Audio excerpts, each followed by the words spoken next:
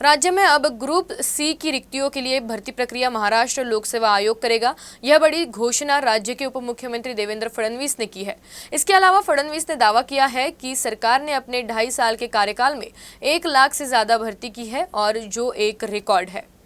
जी सातत्याने या ठिकाणी येत होती की वर्ग क ची पदं देखील एमपीएससीच्या माध्यमातून भरली गेली पाहिजे।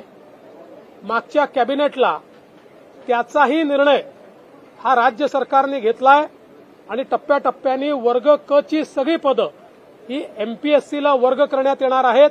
त्यामुळे ती पदं देखील एमपीएससीच्या माध्यमातून या ठिकाणी भरण्यात येतील।